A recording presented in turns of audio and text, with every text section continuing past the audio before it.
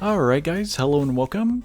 This video is going to be going over Arena Tower Defense. It is a tower defense genre game and it has a pretty cool spin on stuff. While the game is still pretty basic in comparison to other tower defense genre games, it actually has a pretty cool design setup along with some pretty cool towers. The game in itself is pretty self-explanatory. You use towers, you place them down, you defend against hordes of enemies. But that's only the beginning of it all.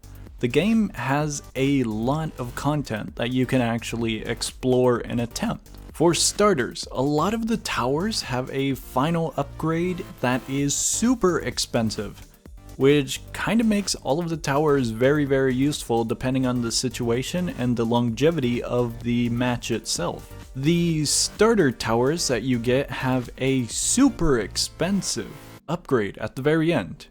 For example, the little gunner, the basic one that you might think is useless later down the road, actually can buff up nearby allies and give huge benefits to all of them at a hefty price. Another really cool aspect with the towers is guardians. Guardians are a spin on towers, similar to Balloon's Tower Defense 6, where you have a guardian tower that slowly levels up over the match, and you can speed up the process by paying for an upgrade.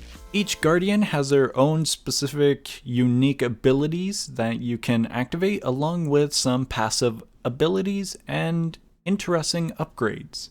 As for the game itself, this is where it gets pretty interesting. Unlike other tower defense games, this game is kinda you earn what you accomplish. So that means if you want some really end game or expensive towers, you have to really work for them. There's three main currencies in the game. There's XP, this weird token, and shards. I'm gonna call them shards. They probably have a real name, but I don't know what it is.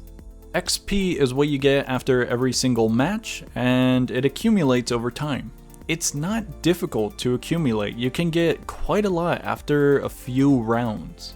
The gold token is the only currency that you can actually buy, and the purchasing rate is actually pretty fair for the amount you get in comparison to the prices of the towers. Specifically, the Guardians. The Guardians are the ones that you primarily purchase, unless you're going after a few skins. Those also cost gold tokens. The very last currency are these blue shards. They're pretty cool and unique. They're mostly for cosmetic things, but there's also really cool Guardians that you can purchase at a high price. Speaking about cosmetics, it's really cool. It reminds me of Tower Heroes in the sense that there's a ton of cosmetic skins, profile arts. As for Tower Heroes, mostly skins, but in this game, you can click on a player and it'll show a profile icon and it will also display all the towers. As a person who loves cosmetics, this is really cool to see because not a lot of tower games actually add profile indications showing your stats and a little artwork on the background. Alright, here's the important parts. I've saved this for somewhat last because it's pretty basic. The game mechanics itself. You got your typical zombies, you got lead zombies, you got invisible zombies, you got fast zombies, you got very big zombies, you got very powerful big zombies. It's pretty much all the same to what you would expect from a tower game on Roblox. But if that was it, then there wouldn't be much to say about this game. The game itself has 5 different difficulties that you can select through for any of the maps: easy, medium, hard, apocalypse, and master. On top of that, you can add modifications or mutations as the game calls them. There's standard, half cash, strong bosses, time trial, what where, and hardcore. What where is basically everything is invisible. Time trials is you have to go really fast or your base will take damage. Strong bosses are strong bosses.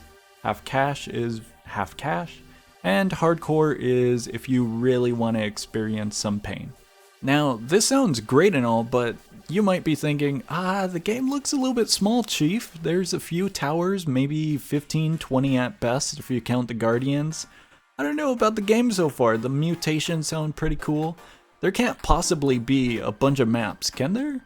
Well, you would be totally wrong. There's actually a huge amount of maps compared to what you might expect. There's a huge listing of maps, and each map tallies up which ones you have completed in the specific difficulties, which is really cool because if you're going for a completionist route, you can see all of the ones that you completed at the top of the map selection.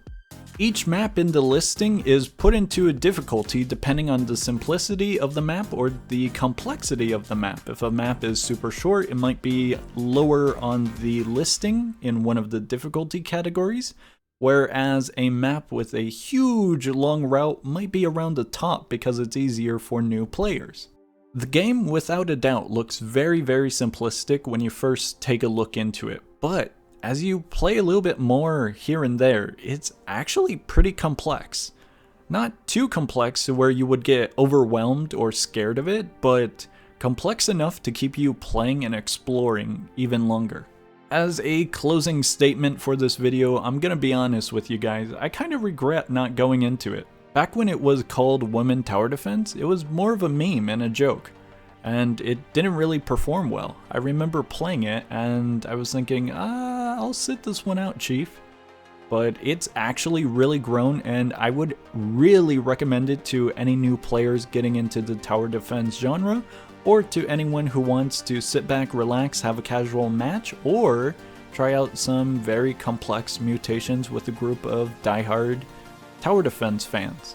The game feels like a very, very good middle ground where everyone can meet up, from very experienced users to new players of the tower defense genre. Alright guys, that's going to be it for this rundown, this breakthrough of the game, and I really hope you enjoyed the video. Hope you found a new game to have fun and explore. I would really recommend checking out this game. The link is going to be in the description if you want to do so. And if you enjoyed the video, it would mean a lot if you liked and possibly subscribed. No pressure, but it would mean a lot. Anyways, I will see ya.